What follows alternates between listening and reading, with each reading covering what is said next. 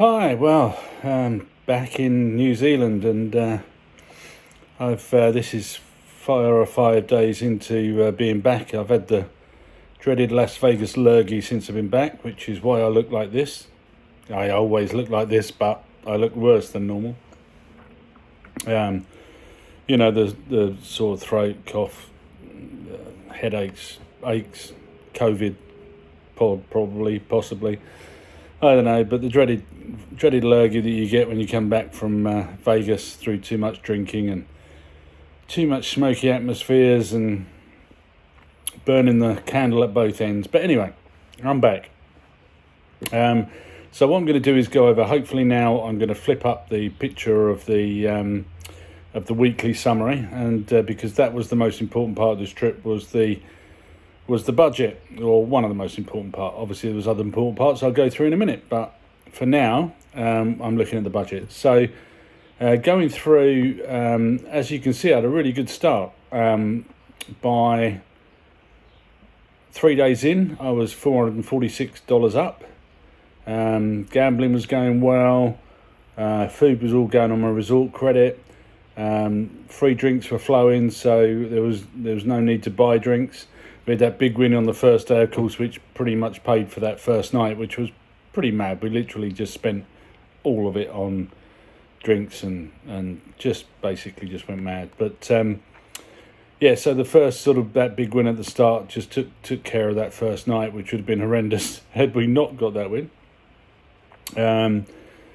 So by Thursday I was 446 up. Friday didn't go too bad either. I was holding my own. Was still 386. So 4 days in, I was 400 up over my 200-day budget. So it was going very well. And then Saturday arrived, and Sunday arrived, and Monday arrived, and so on. It basically took a huge nosedive. Saturday, I literally couldn't hit anything. It was terrible. Sunday was the same. Friday, the rot sort of started with the downtown trip, which didn't go well.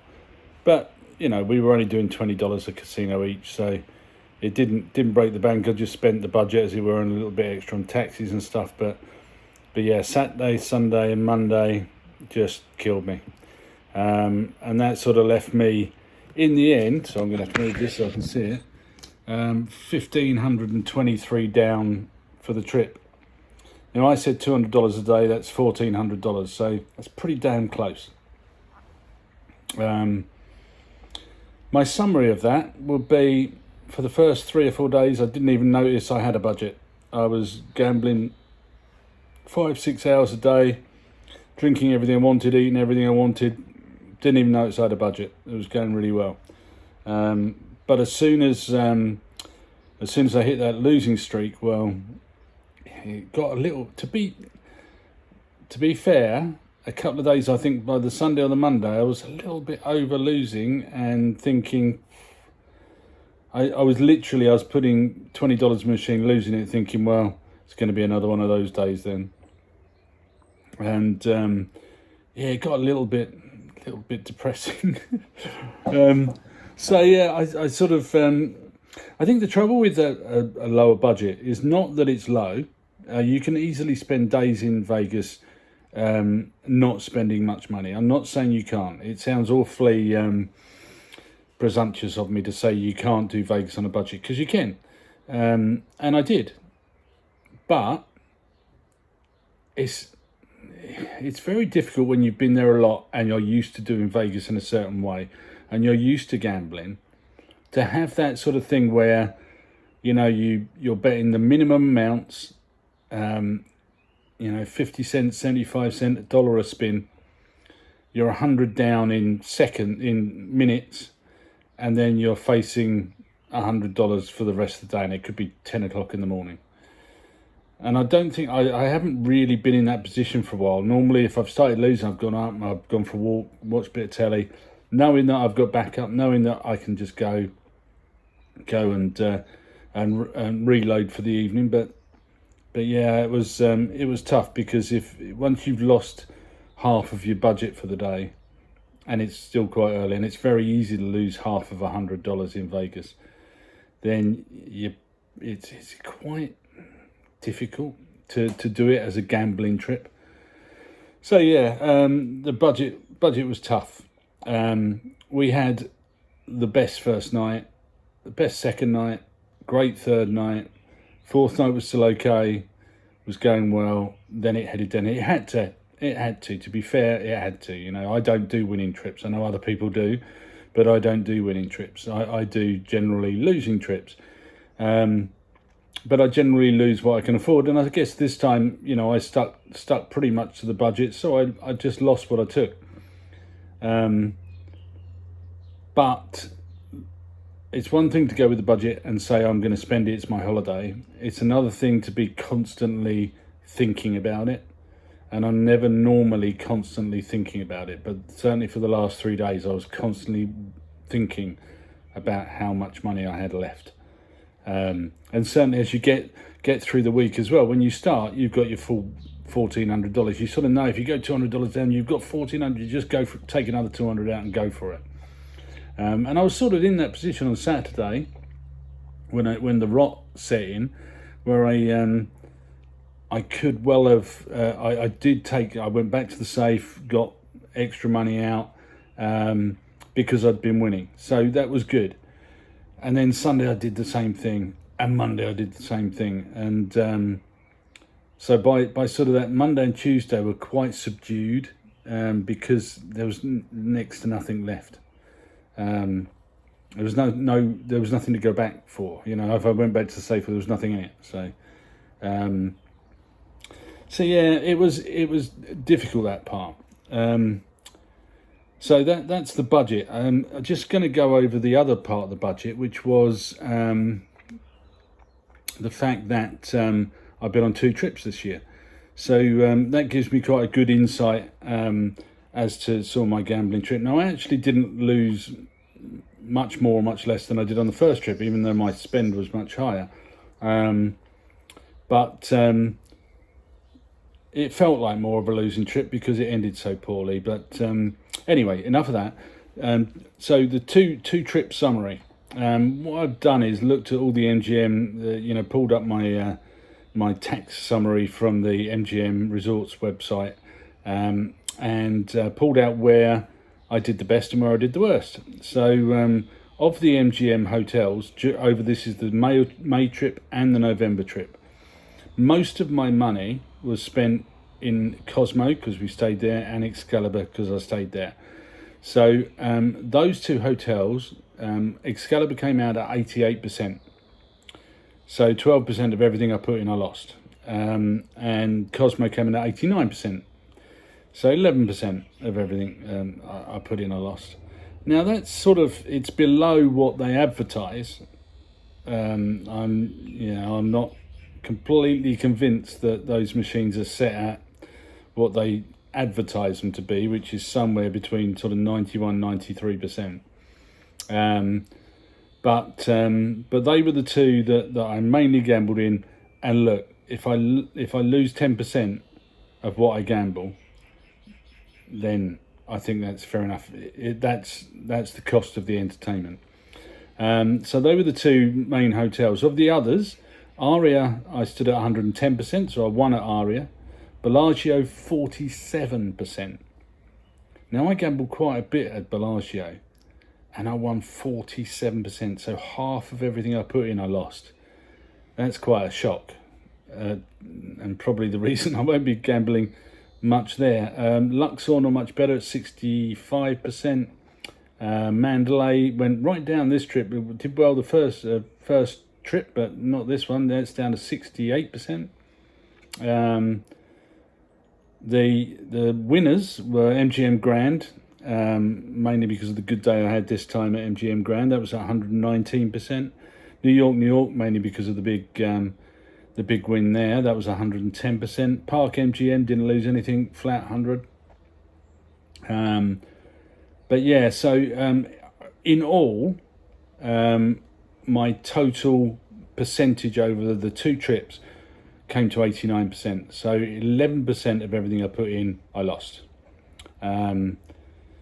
I put $45,000 through as coin in. Sounds a ridiculous amount, but it's actually not. In Vegas terms, it's not even halfway to gold. That's shocking me. So in 2 trips, I haven't got enough points to get halfway to gold. That's quite shocking. I needed 42,000 more to get to gold. Oh, sorry, for 32,000 more to get to gold. But I maintain Pearl, which will get me some offers for next time.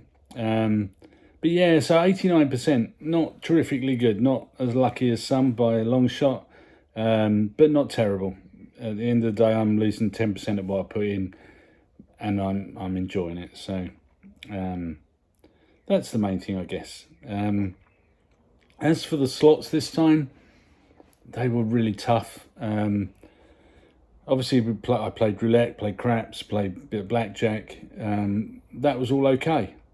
You know, you could pay $50 over a couple of hours, and it was fine. But the slots, literally, you could go from hero to zero. You could win $400 in a bonus, and 10 minutes later it was gone. They were that up and down. They're so volatile, and I think that's probably the big difference. Is that I always feel that maybe in trips past, you've been able to sort of put a $20 in machine, $100 in machine, $50 in machine, and it sort of lasts you a bit. You get some return, you get some line hits, you get a bit, then you might get bonus, and it might be somewhere there, and you sort of hold your own most of the time. But with this trip, and certainly with the last trip, it was either you won or you lost. It was one or the other. There was no in between, which I think is the big difference with Vegas. I think that's probably the thing that I felt over both trips, was that I don't know. I got the feeling that the casinos were taking as much as they could out of you. Maybe fair enough. I lost. You know, we had some good days. I've had some good wins, but I just feel that the machines are there. A lot of them are pop machines, which take an investment.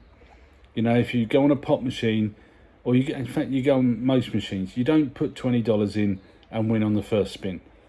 Generally, it's quite a long, drawn-out process to get something back. So, whereas this time I was going in and putting $20 in a machine, trying to treat a 20 like 100, you know, like I spoke to a few people and they said that's the way to do it on a lower budget, treat a 20 like 100. I was putting $20 in and it was gone in seconds. And, you know, pot was half full, or the letters didn't move, or the one coin went in the pot. And you thought, well, that was pointless. Because you get 5 line hits and they'll be like 37 cents or something. So yeah, I'm not. I must admit, I came back from this trip just a little bit despondent with the way the slots have gone, where the slots are heading. Didn't feel that they were as entertaining as they were in the past. Mainly, maybe that's because I had a bad last few days, and that was just the sort of feeling I got from it. But yeah, I don't know. I think Beck said it right. I think we had more fun when we were in Cosmo, when we stayed together, because we were playing stupid machines like Willy Wonka and Whitney Houston and that, and they don't pay out much, but they don't lose much, and they just make lots of noise, and they're fun to play. Maybe I'd just stick to them. Maybe just do that. I don't know. But going, certainly with Dragon Spin, I put a lot through Dragon Spin. I had a few good bonuses, but generally just watching it go. Buffalo's the same. I had some good bonuses on Buffalo, but again, you had to put a lot in to get anything out. Maybe it's me. Maybe comment if you've. Well, I know you've all had good trips because I've seen all the posts where people have won and all the rest of it. But yeah, I wonder if anyone else feels like that with the slots. So I just. I don't know. I think it's maybe because I'm feeling crap after getting the lurgy and having a poor end gambling wise to the trip. Maybe that's what it is. Anyway, so onwards to the things we did. I did the Friends thing at MGM Grand. It was all right. You know, you could tell that the sets were made to look like the Friends sets, but because they were all on a smaller scale than the actual set, everything was sort of jumbled in the room, so it sort of didn't quite look like you were there. It's sort of, the furniture was the right colour, the bits were right, the carpets were right, but it was all in a much smaller area, so it just didn't feel quite real. Felt like you were just sort of being shown something that looked vaguely like a set. So yeah, it was okay. It wasn't as good as the Hunger Games exhibit that it replaced, but it was all right. But I wouldn't go again. The Wizard of Oz, the Sphere is amazing. There's no doubt that the Sphere is the best thing to happen to Vegas since Wynn. I think, or Mirage. It is definitely the go-to place, and I think I'd love to see a proper, I'd like to have seen the Eagles there, but just the ticket price are ridiculous. So I just can't bring myself to watch a band for that sort of money. But the two shows I've seen, Postcards from Earth and The Wizard of Oz, I think Postcards from Earth was better. It felt more like the Sphere was showing you what it was capable of. The crisp definition, the feeling like you're actually there, you're actually being pushed into a scene. Whereas The Wizard of Oz just felt a bit like watching the movie. There was a few additional things. I know everyone's gone potty about apples falling and monkeys flying about, but the monkeys flying about just looked like puppets on bits of string. They didn't for me do it. I saw a load of monkeys on a bit of string, so I wasn't over impressed with that. And apples flying from the sky. I was in the cheap seat, so I didn't see an apple. They were down there somewhere with the rich people. I paid $140. Apparently, that's the cheap seats. The whirlwind was good. The bit at the start with the tornado, that was pretty cool. The wind comes up and you get blown around. There's leaves blowing around, and that bit was the coolest thing about the whole film. The rest of it was just watching The Wizard of Oz, which is a cool film. It's a nice film, but didn't really do it for me like Postcards from Earth did it. And I felt Postcards from Earth could have done more. So yeah, it was worth seeing, but I wouldn't go over the top like everyone else has gone.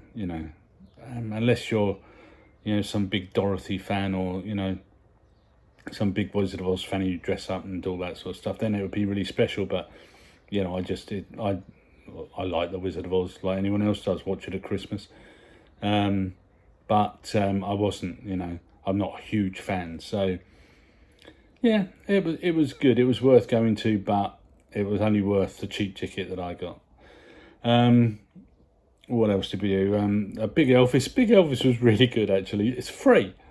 Like, I'd rather go and see Big Elvis than the Friends experience or the Wizard of Oz, to be honest. That was really good. Good fun. Good atmosphere, and it's free. And the beer was cheap, $5 for a beer. Excellent. What else did I do? The fantasy. So I did fantasy with Mitch when I was there. Didn't vlog that trip.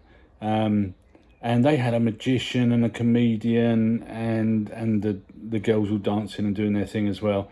And it was a really good variety show.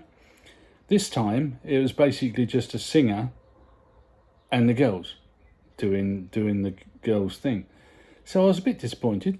I seem to have spent this trip a little bit disappointed. Not really disappointed. I'll go on and explain. It wasn't disappointing, but it was. I was quite looking forward to seeing the magician and the comedian. I thought it would be more of a variety show, and it ended up just being a dancing show, basically, and singing. But it was good. It was entertaining. It was cheap. I think we got tickets for about $50, and we were right at the front. So it was great value. good fun, good way to finish the holiday off. So yeah, I'd recommend going to see that because it's cheap. It's worth the money, and there's not much in Vegas that's worth the money anymore. Food wise, didn't really eat anywhere. Had one meal out in down the bitty thing in a steakhouse, but can't remember what it was. Pretty average. Went to the tap bar a couple of times. Had food in there that was reasonable, not too expensive. Ate a lot in Johnny Rockets, but basically tried to eat Excalibur as much as possible so I could put it all on the resort credit. If I hadn't, I spent all 600 on Johnny Rockets and the tap bar on one meal a day. I was eating one meal a day. So that would have made the trip a lot more expensive. So put food into that costing and suddenly it's a very different trip. So thank you MGM for the resort credit. The free play, didn't even notice I'd spent the free play. I was going to eke it out over the week. I ended up spending on Saturday night. Got basically nothing from it, a couple of hundred I think. So that was a usual thing, a complete waste. Looks great on your ticket when you get your booking and it says you got X amount of free play, but I'm sure that doesn't work the same as normal money. I don't know, but I never get anything back from free play, and this trip was no different. So the trip as a whole, it was amazing to meet up with my brother. I don't get to see him much these days. We just slip straight back into how we are. And my nephew too, Liam, exactly. The three of us just go straight into the same, it's like we're all young again and we just get on and do our thing. Very easy to be with. The room at Excalibur was fine. Wasn't, as I explained it as I went along, wasn't what I wanted. Wasn't what I booked. And couldn't really get hold of anyone. Excuse me. Couldn't really get hold of anyone to complain about that, which was a bit of a shame. So that was a bit disappointing. And I must admit, having stayed at the Cosmo and been a bit spoiled by the Cosmo, it is a huge difference. Given the choice on the next trip, I probably will stay at the Cosmo or somewhere else. I loved Excalibur's. Excalibur's casino feels like your front room. It's lovely. I love the Excalibur. I love gambling the Excalibur. The rooms are okay. There's nothing wrong with the rooms at all. I like staying at the Excalibur, but staying at Cosmo did have that X factor, and it's a very different feeling. Coming down in the morning, and relaxing in your room, sitting on the balcony. It's a very different feeling. You get back to the room at Excalibur, you sit on the bed and you tap your feet and you think, what the hell am I going to do? Might as well go back downstairs. Whereas you get to the room in Cosmo and it was sit on the balcony, have a drink, watch the view, lots of space, nice big bathroom, and it felt just special. So, if it's another budget trip, then I'd stay Excalibur. But if I've got any sort of budget next time that's half decent, I'll be staying at Cosmo. No two ways about it. The journey, the flights and everything were fine. Surprisingly, considering I thought we were going to have trouble with the government lockdown, but everything went fine, so no complaints on that score. So yeah, overall the trip, I sort of spent what I expected to spend. I think the way the money came and went made the end less wow, because the beginning was so wow. First 3 or 4 days were amazing, and then it sort of just slipped into mediocrity a little bit. But that all sort of tied in with the gambling, and I'm afraid that's my trips to Vegas is all about the gambling. So my trips do tend to sort of ebb and flow with the gambling, sort of how the gambling's going. So I think that's just about it. I can't think of anything else I've got to cover in this summary. Thanks for watching if you stuck with me and watched it. Excuse me, sorry the language was terrible. I'm sorry I've got the lurgy. I might stop this and come back, sorry. So yeah, thanks for sticking with it. Sorry about the language, sorry about there's some pretty poor language. Got a bit too drunk at times. I think the next trip I've got no idea when. I wanted to go every year, but I'm not going on a budget again. So a lot will depend on how much I can save as to when I go next. I want to go with a decent budget this time. So yeah, I'll go when I go next time. I won't be going in the next 6 months, that's for sure. So until then, probably the next time I see you might be on some family trip or something like that, when my kids will vlog it and I'll put it up. But until then, thanks for watching. Big ups to all the other vloggers out there who are good at it. I'll carry on enjoying all your vlogs, and that'll keep me going, and no doubt in 6 months time I'll still have no money and I'll be desperate to go through watching your vlogs and watching you lot win. Notice how you lot win. I mean, Kev Matrix, while I'm there, apparently he's there as well, and then as I leave I get this bloody video of him winning $1,000 on a claw machine. Honestly, I don't know. Anyway, good on him. I'll be interested to see his vlog when he sets them up. Anyway, okay, right. I'll catch up with you all later, and thanks for watching, and bye for now.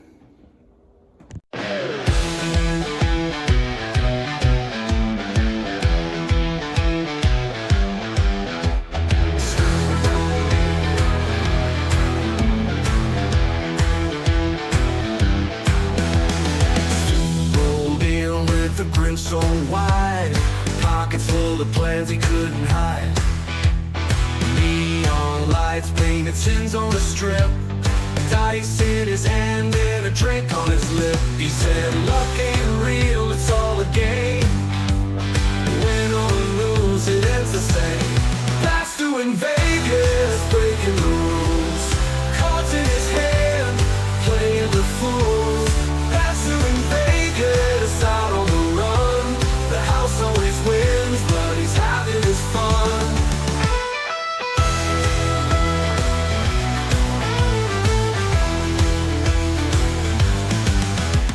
Strangers laugh and a stolen chip. He bet it all on a reckless trip. The roulette spun like a tale untold. Red or black, he'd settle his soul.